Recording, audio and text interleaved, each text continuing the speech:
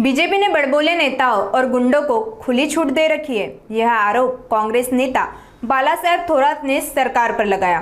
विधानसभा में जो मारपीट हुई और जो राजनीतिक माहौल बिगड़ रहा है, उस पर थोरात ने सरकार को जिम्मेदार ठहराया। आगे उन्होंने सरकार पर और क्या आरोप लगाए, आइए सुनते हैं। महाराष्ट्रामध्ये जे घडतं आहे ते सर्व काही दुर्दैवी आहे। आपण बीडची घटना पाहिलेली आहे।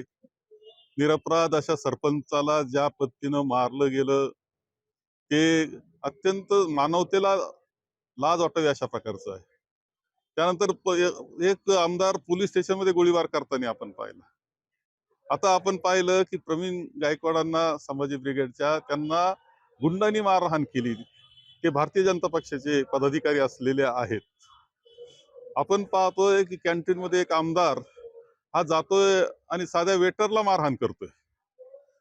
काल पुन्हा विधानसभेमध्ये जो राडा झालेला आहे त्याचा बारकाईने विचार केला तर तुमच्या लक्षात येईल का तो राडा सुद्धा जाणीवपूर्वक दहशत निर्माण करण्याचा तो प्रकार होता। कुणीतरी काहीतरी एखाद्या समाजाविरुद्ध बोलतोय, कुणीतरी वडीलधाऱ्या व्यक्तीबद्दल बोलतोय।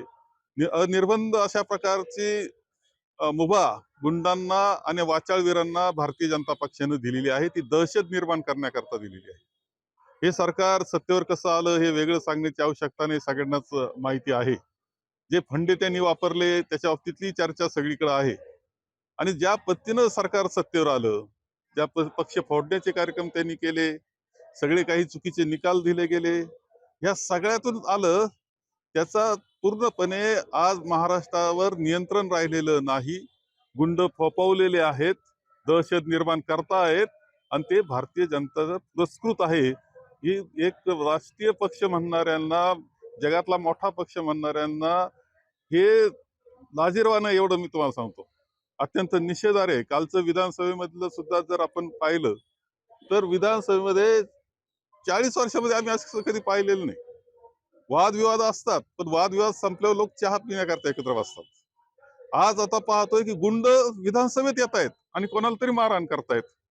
की कुठल्या पद्धतीने हे चाललेलं आहे, त्यांना संरक्षण दिलं जातंय। जो अन्याय करतो, जो मारहाण करतो त्याला संरक्षण आणि मार खाणाऱ्याला शिक्षा, हा उलटा कार्यक्रम चाललेला आपल्या सगळ्यांना दिसतोय।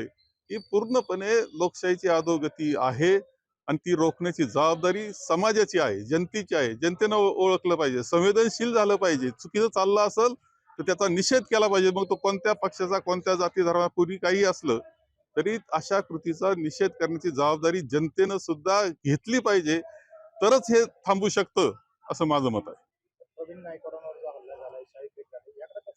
प्रवीण गायकवाड झाला जो हल्ला आहे, खरं म्हणजे संभाजी ब्रिगेडचे जे विचार मी समजून घेण्याचा प्रयत्न केला, ते बहुजन समाजाचे विचार आहे। सर्व जाती धर्माच्या पलीकडे जाऊन ते समाजाला एकत्र करण्याचा प्रयत्न त्यांचा आहे।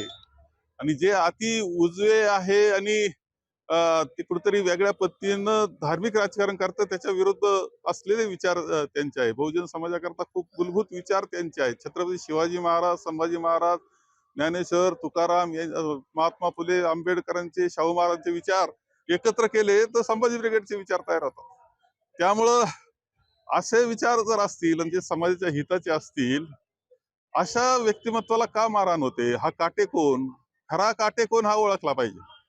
हा काटेकोन गुंडाळ आहे, त्याच्यावर अनेक केसेस आहे, खुनाचे आरोप आहे, त्याला पद दिलं जातं, पदाधिकारी केलं जातं आणि त्याला असं सोडलं जातंय।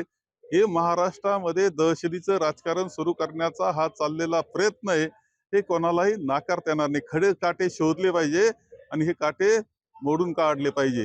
ही जबाबदारी शेवटी पक्ष म्हणून आम्ही आमच्या पद्धतीने प्रयत्न करू, परंतु शेवटी समाज म्हणून जो आहे, जनता जी आहे, ती जोपर्यंत जागृत होत नाही तोपर्यंत मात्र हे प्रकार वाढत जाणार आहेत।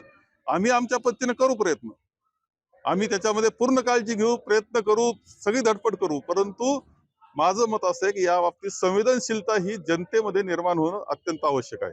सध्या कर्जमाफी विषयी सरकार बोलायला तयार नाही, अधिवेशन चालू आहे, महाराष्ट्रामध्ये पाऊस नाही, शेतकऱ्यांच्या विषयाकडे आपण कोणत्या नजरेने नाही, असं आहे की सध्या असं एक धर्माचं नाव घेऊन राजकारण करायचा सोपा फंडा सापडलेला आहे त्यांना।